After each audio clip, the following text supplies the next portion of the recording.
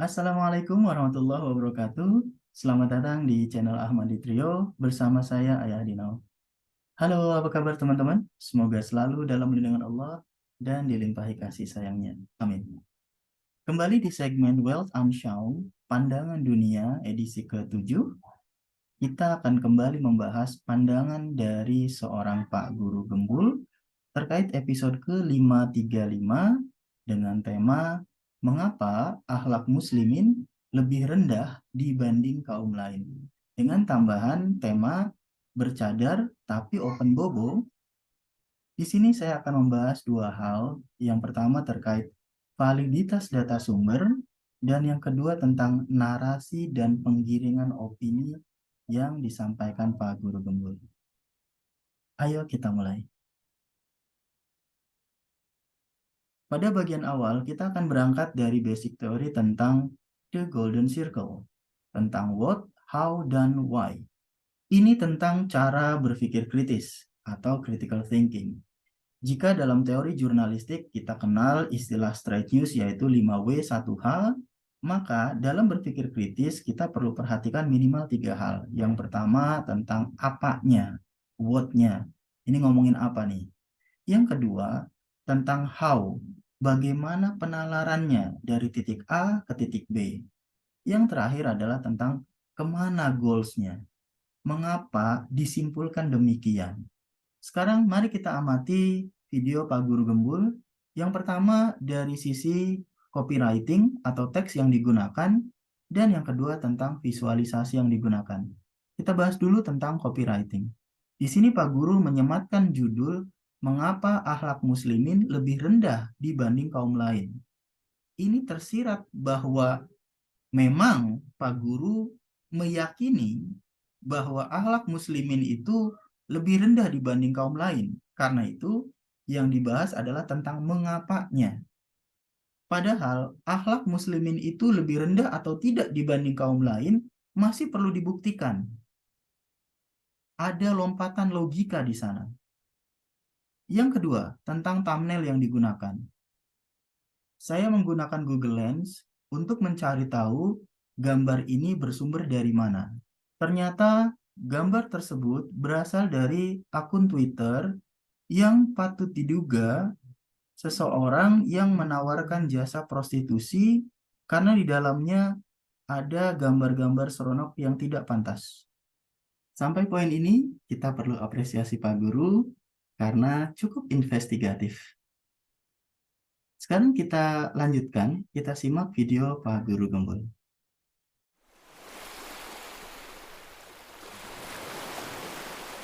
Apakah akhlak kaum muslimin lebih buruk daripada akhlak dari orang-orang non-muslim? Saya pikir iya. Apa yang dimaksud dengan akhlak? Imam Abu Hamid Al-Ghazali menyebut bahwa akhlak itu adalah nama lain dari sifat. Jadi kalau misalkan sifatnya jahat berarti akhlaknya jahat gitu. Kalau sifatnya baik, akhlaknya baik. Kita harus memandang bahwa akhlak itu adalah sesuatu yang sangat luas. Kriterianya itu banyak sekali. Terkait dengan kejujuran, keberanian, tentang mentalitas, kebersihan, tentang pantang menyerah, sikap rendah hati dan sebagainya. Nah, disinilah kaum muslimin nampaknya tertinggal jauh dibandingkan dengan umat-umat yang lain, dibandingkan dengan orang-orang sekuler atau bahkan orang-orang ateis. Kriteria kejujuran. Kalau misalkan kita melihat daftar negara-negara mana yang paling jujur warganya di dunia, itu 10 besar gak ada yang negaranya muslim gitu. Dan negara muslim, kita misalkan lihat saja di Indonesia, kita mengetahui bahwa Indonesia yang mayoritas penduduknya adalah Islam, itu adalah negara yang dipenuhi oleh para penipu dan koruptor. Sekarang saya nanya Baraya 80%, 90% temannya adalah muslim. Sekarang saya tanya kepada Baraya, siapa di antara Baraya yang tidak pernah ditipu seumur hidupnya? Dan di negeri muslim fenomenanya selalu sama seperti itu. Berarti dalam hal ini akhlak kaum muslimin juga tertinggal. Oke, tadi Pak Guru menyampaikan definisi akhlak dikaitkan dengan kriteria yang sangat luas, meliputi aspek kejujuran, keberanian, mentalitas, kebersihan, pantang menyerah, sikap rendah hati, dan sebagainya. Dengan statement kunci bahwa muslimin nampaknya tertinggal jauh dibandingkan dengan umat yang lain. Untuk mendukung premis mayor tadi, Pak Guru mengajukan sebuah artikel di kompas.com dengan judul 10 negara paling bersih dari praktek korupsi Indonesia urutan berapa? Statement ini sangat mendiskreditkan Muslim. Saya ingin menyampaikan disclaimer, saya bukanlah seorang peneliti, saya sekedar pekerja biasa yang bekerja di bidang quality dan kebetulan menjadi auditor internal di perusahaan tempat saya bekerja. Sebagai seorang auditor berbasis ISO, saya terbiasa melakukan verifikasi objective evidence untuk memastikan apakah klausul yang ditetapkan oleh ISO telah dipenuhi oleh organisasi. Sekarang mari kita teliti apakah objective evidence yang disampaikan Pak Guru relevan sebagai objective evidence dari statement awal tadi. Perlu dicatat bahwa video Pak Guru Gembul dipublikasikan pada 23 Desember 2022. Lanjut kita kritik pertama, validitas data sumber, case yang pertama. Pak Guru di sini merujuk sebuah artikel dari kompas.com edisi 6 Agustus 2021. Dengan referensi mengacu ke website dari transparency.org. Sebetulnya, sudah ada artikel yang baru dengan judul yang mirip yang diterbitkan pada 20 Maret 2022, tapi dengan referensi yang berbeda, yaitu mengacu pada worldpopulationreview.com. Poin pertama yang ingin saya sampaikan, Pak Guru kurang update, kurang investigatif. Sekarang kita lanjut pada detail dari transparency.org. Teman-teman silahkan kunjungi website dari Transparency International ini dengan mengunjungi link yang saya tulis. Lalu silahkan teman-teman cari detail dari penelitian CTI yang diterbitkan oleh Transparency International. Ini adalah website yang dimaksud berisi indeks persepsi korupsi dari beragam negara dari tahun ke tahun.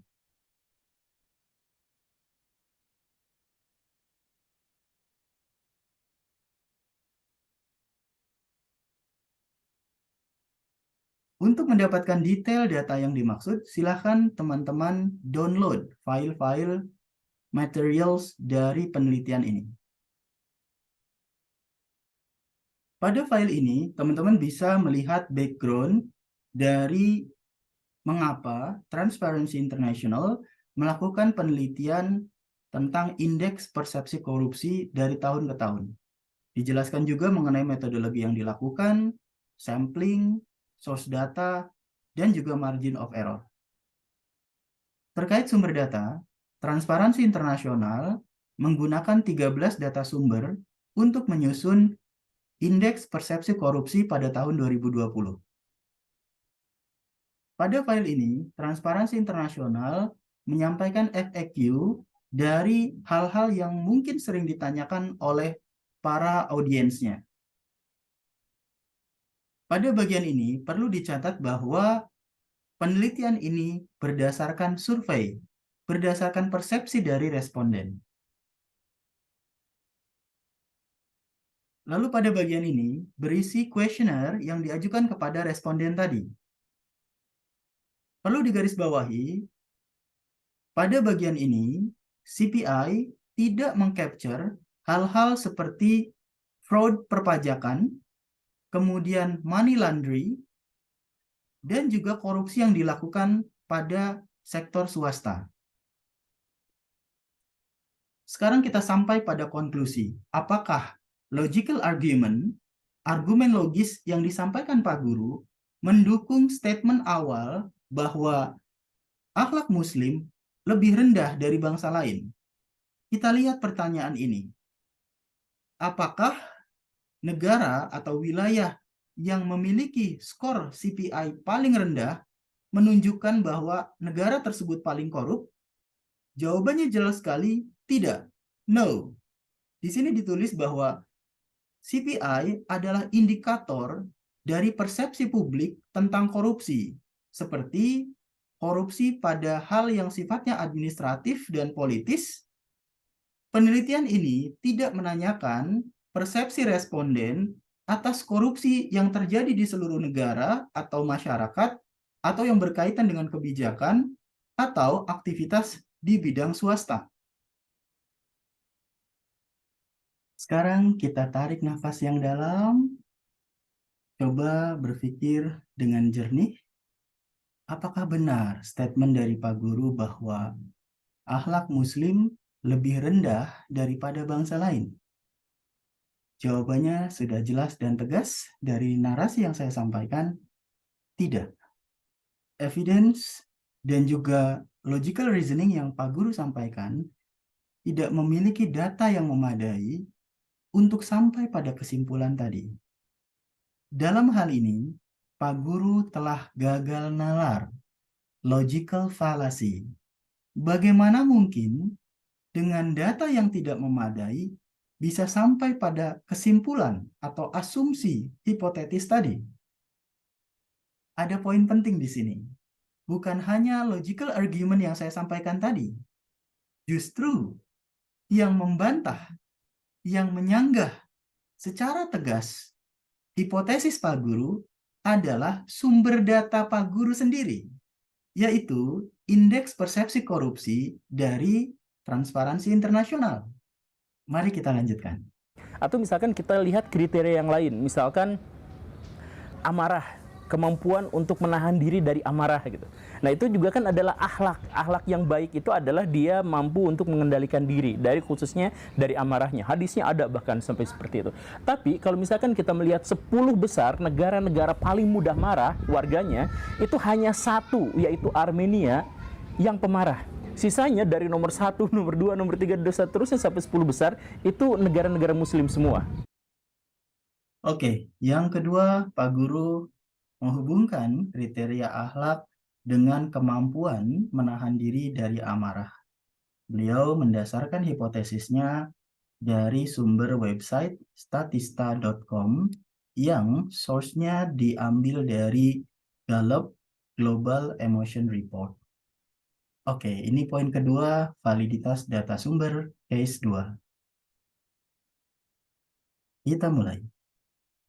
Pertama, silakan teman-teman cari Gallup Global Emotion. Respondennya 127.000, kategori dewasa dengan usia di atas 15 tahun dari 122 negara. Dilakukan surveinya pada 2021 sampai awal 2022. Dengan margin of error plus minus 2% sampai dengan 5,5% dengan confidence level di 95%. Ada 2 poin yang ditanyakan kepada responden. Silakan teman-teman amati kuesioner untuk 2 sisi ini. Pertama terkait experience hal-hal yang positif dengan pertanyaan misalnya, apakah Anda istirahat cukup kemarin? Apakah Anda diperlakukan dengan hormat sepanjang hari? Apakah Anda senyum atau tertawa kemarin? Dan seterusnya. Sedangkan survei terkait experience yang negatif dengan pertanyaan, misalnya, apakah Anda mengalami perasaan tertentu sepanjang hari kemarin kaitannya dengan physical pain, kesakitan yang sifatnya fisik.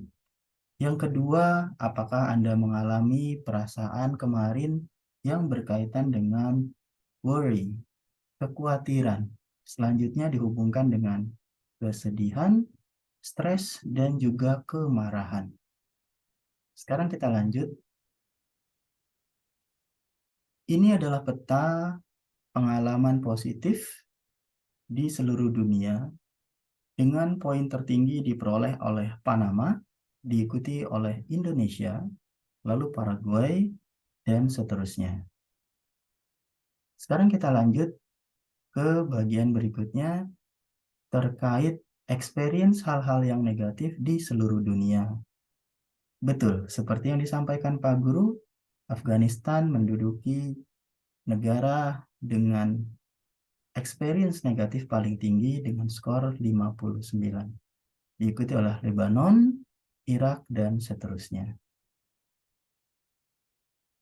Lanjut kita pada bagian Ini yang penting. Ini adalah pengantar dari John Clifton, CEO dari Gallup Global Emotion. Di sini John Clifton menyampaikan beberapa poin yang menyebabkan stres, kesedihan, kemarahan, kekhawatiran, dan kesakitan fisik yang lain. Nah, ini poin pentingnya. Penyebab dari negative experience tersebut, tolong teman-teman amati. War, inflation, pandemic, poverty, hunger, loneliness, work, riot, strike, demonstration, violence, and hatred. Kita garis bawahi ya, ini bukan statement saya, tapi statement langsung sebagai pengantar dari CEO Gallup Global Emotion itu sendiri. Berikutnya kita bahas tentang kenaikan dari ketidakbahagiaan. Nah, pertanyaan kuncinya, apakah ini berkaitan langsung dengan akhlak? Apakah narasi Pak Guru Gembul ini ilmiah? Atau cocok lagi? Teman-teman bisa menyimpulkan sendiri, jadi hipotesis di awal tadi tidak didukung oleh evidence yang memadai. Evidence yang diambil Pak Guru sama sekali tidak ada kaitannya dengan kemarahan, hubungannya dengan akhlak sehari-hari. Tapi lebih disebabkan oleh faktor-faktor tadi. Perang, inflasi, pandemi, kemiskinan, kelaparan, kesendirian, pekerjaan, kerusuhan, pemogokan, demonstrasi, kekerasan, dan kebencian. Saya tadi sudah menyanggah dasar dari hipotesis Pak Guru tentang akhlak Muslim yang lebih rendah dari bangsa lain, baik itu berkaitan dengan kebersihan, hubungannya dengan korupsi, dan juga dengan kemarahan. Setelah ini, kita akan tonton video Pak Guru yang berisi penggiringan opini atas hipotesis-hipotesis awal tadi yang sudah jelas tadi terbantah. Mohon maaf video saya percepat untuk memperpendek durasi. Dalam konteks kebersihan, kaum muslimin itu selalu membanggakan dalil dari soal kebersihan, ya kan? Dan Nabi Muhammad itu adalah seorang yang sangat-sangat terobsesi pada kebersihan. Nah, tetapi kalau misalkan kita melihat 10 negara paling bersih di dunia, kita juga tidak akan menemukan itu adalah ada di negara muslim. Negara paling bersih itu diantaranya adalah New Zealand, Denmark, kemudian Finlandia dan sebagainya. 10 besar itu negara yang muslim. Negara mana yang paling kotor itu? Yang paling buang sampah sembarangan dan lain-lain ternyata adalah Afghanistan, yang mengklaim dirinya paling menjalankan syariat Islam. Yaitu apa? Yang dimaksud dengan akhlak selalu dihubungkan, dikaitkan dengan seks dan wanita. Selain itu, akhlak itu tidak berlaku. Jadi akhlak itu hanya berlaku untuk 2 hal. Ada nggak ulama yang mengatakan itu haram? Nggak ada. Ulama mengatakan bahwa itu halal. Kenapa? Rekayasa genetik itu MUI tahun 2013 sampai menyebutkan gini, rekayasa genetik itu pada dasarnya halal karena untuk masyarakat dan sebagainya. Jadi rekayasa genetik yang mengubah ciptaan Tuhan itu halal, tapi kalau misalnya mengubah ciptaan Tuhan itu terkait dengan wanita, terkait dengan seks, kok jadi haram? Kenapa bisa double standar seperti ini? Yaitu karena entah bagaimana ceritanya di zaman Nabi tidak seperti itu, tapi di zaman kita sekarang itu kaum muslimin menganggap bahwa sesuatu yang dimaksud dengan akhlak itu pasti berhubungan dengan wanita dan seks. Pasti itu. Makanya kalau misalkan satu wilayah, satu negara mencoba untuk menerapkan syariat Islam, yang pertama kali diaplikasikan itu bukan pemberantasan korupsi, yang pertama kali diaplikasikan itu bukan perbaikan ekonomi, bukan, tapi perempuan dihijabin di sekolah-sekolah. Peraturannya agak aneh, tapi nggak boleh bawa handphone di sekolah. Kemudian ketika ada siswa yang ketahuan, maka siswa yang dimaksud itu HP-nya kemudian dirampas, kemudian dihancurkan di depannya dia sendiri. Kemudian apa kata guru-guru itu? Ini untuk menjaga akhlak. Akhlak macam apa? Oh ternyata akhlak karena nanti takut nonton yang aneh-aneh atau takut chat dengan perempuan yang aneh-aneh dan sebagainya. Itu alasannya. Tapi kan sebenarnya akhlak itu kalau kita menghancurkan properti orang lain, itu kan sebenarnya tidak berakhlak baik. Apalagi menghancurkan properti orang lain itu pakai besi penghancur yang itu di depan siswa, berarti itu membahayakan siswa karena itu handphone itu jadi limbah B3, limbah yang berbahaya, berbahaya buat lingkungan, berbahaya buat anak yang di depannya, berbahaya untuk yang eksekutornya, tapi tidak ada yang peduli. Pokoknya itu penegakan syariat Islam, menegakkan akhlakul karimah dengan cara apa? Dengan cara yang tidak berakhlak. Bukan orang Islam, bukan orang Islam yang suka berkata kasar dan mengumpat. Itu bukan orang Islam. Dikatakan seperti itu dari jelas. Nah, tetapi zaman sekarang ada ustaz-ustaz yang ngomongnya kasar tapi tetap dia diangkat sebagai ulama. Dia itu akhlaknya buruk dalam Islam itu. Karena apa? Karena bukan orang Islam yang suka menghina, yang suka menghujat, yang suka mengumpat dan berkata kasar. Dia melakukannya tapi tetap disebut ulama, tetap disebut ustaz. Kenapa seperti itu? Karena istrinya pakai kerudung. Kan dimensi akhlak itu banyak. Kita nggak berbicara soal kedermawanannya, kita nggak berbicara soal kontribusinya terhadap media, kita tidak berbicara soal profesionalismenya dalam dunia kejurnalan dan sebagainya. Kita nggak bahas itu, kita hanya bahas itu kerudungnya di mana gitu. Tidak pernah ada dalil hukuman yang terkait dengan kalau perempuan tidak pakai hijab apa itu, nggak ada dalilnya. Nggak ada dalil eksplisitnya. Orang-orang pasti bikin-bikin menghubung-hubungkan gitu ya. Ada dalil apa disangkut pautkan ada, tapi secara eksplisit tidak ada. Sedangkan orang yang berkata kasar itu dalilnya banyak dan ancamannya besar. Nah, walaupun seperti itu orang-orang tetap akan fokus pada soal hijab dan akan mengabaikan tentang sesuatu yang berhubungan dengan berkata-kata kasar. Umat muslim sekarang itu akhirnya terjebak pada dimensi Islam yang tidak apa, dimensi Islam yang sepotong-sepotong, yang melihat segala sesuatu, yang melihat kesolehan hanya dalam satu sudut pandang saja. Ada ibu-ibu pakai kerudung, tapi dia suka buang sampah sembarangan, tetap disebut soleha karena pakai kerudung. Ada ibu-ibu suka ngegibah ke orang-orang, tetap disebut ibu ustada. Karena apa? Karena dia pakai kerudung. Ada bapak-bapak misalkan dia koruptor, gak apa-apa karena istrinya berkerudung. Semuanya itu terkait dengan itu. Tetapi tidak ada ustaz-ustaz ulama-ulama yang mengatakan bahwa Al-Qur'an Karimah itu adalah mengolah sampah. Gak ada. Kenapa kalau misalkan khutbah Jumat atau apa yang dibahas itu kalau misalkan terkait dengan Al-Qur'an Karimah pasti menundukkan pandangan dan sebagainya. Please lah kita menuju pada Islam yang kafah, jangan sepotong-sepotong, jangan membawa Islam ke dalam jurang kehancuran karena kita melihatnya secara parsial. Oke teman-teman, kita sampai pada bagian kedua, kritik saya atas penggiringan opini yang dilakukan oleh Pak Guru. Misalnya dengan menghubungkan narasi bahwa negara-negara yang paling bersih adalah negara-negara non-Muslim. Sementara negara Muslim cenderung kotor dan jorok. Apakah ini benar? Coba Pak Guru main ke Uni Emirat Arab atau negeri Qatar atau negeri-negeri Islam lain yang makmur. Tentu persepsinya akan berbeda.